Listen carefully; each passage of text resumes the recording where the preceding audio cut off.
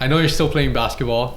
I still see your posts every once in a while on Instagram and all of that. And I think just recently I saw you, I don't know what league it was, but then I think you sent your team into overtime by shooting like a three from like half court. So let's talk about that a little bit. How much are you playing basketball, yourself as an athlete, and what's that like for you, I guess, not being a competitive athlete, but how much is sports a part of your life still yet? It's a little, I haven't been playing much because of the whole COVID, but this was the first league that came back out. Okay. Because it got allowed with the tier shifts, so it was an outdoor men's league.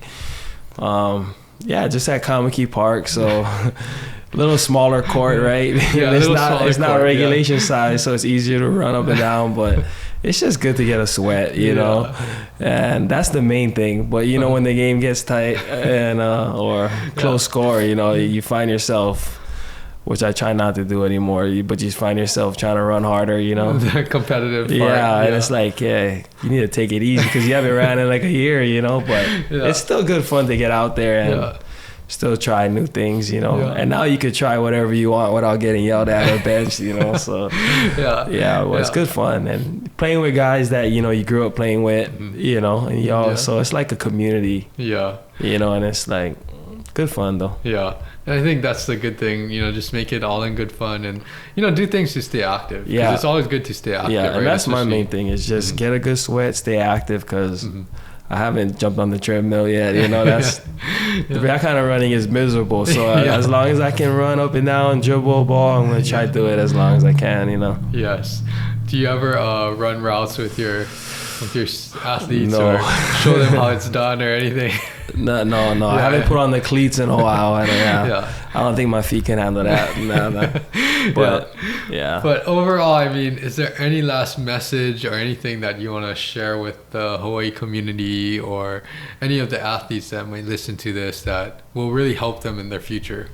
Just for the young athletes, just keep putting in the work and keep trying to soak in as much knowledge, from everyone, try to listen to, the older guys that came before, done that, or have experience, and, you don't need to soak up all the knowledge. Just, take what you can to use for yourself, I mean, because you sometimes you always come across some coaches that always grilling everything, but and it could kind of get tough to listen to, but still listen because there might be something in there, right? But soak up all the knowledge, put in the work, and I think that's a great message, because you got to find out what's going to work for you, right? And the more that you listen out there, the more you'll be exposed and actually try these different things. And I think that experience is really what's your best teacher, because if you never experience anything, like we can talk about basketball or football all day long, but if you never ever experienced it, then how much can you actually apply it to your game or your whatever you're doing, right? So I mean, that's a great message, to just listen.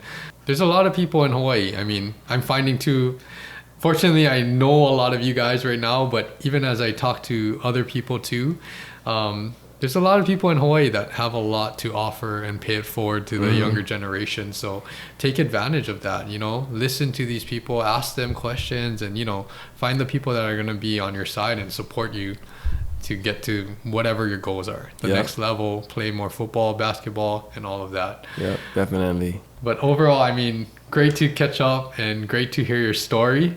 Yeah, thanks for having me. Yeah, it's so interesting to hear, all the experiences through UH and, even now what you're doing, coaching and playing men's leagues and all of that. But any other last words? No, but to all the Hawaii athletes, don't be afraid to stay home, and play for the home team.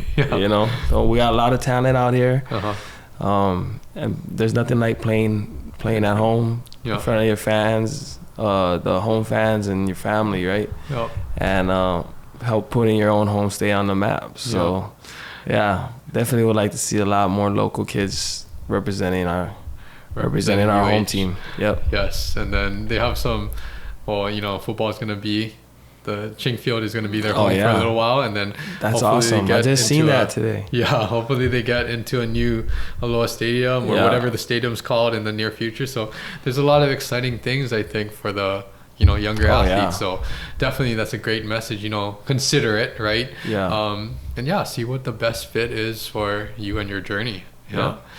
But overall, thanks so much again for joining us. No, thanks for having me. And we look forward to all of the great things that you do, seeing you on the sidelines, tearing it up on men's league courts and everything. But keep up all of the great work that you're doing, and thank you again for coming on. Right on. Thank you.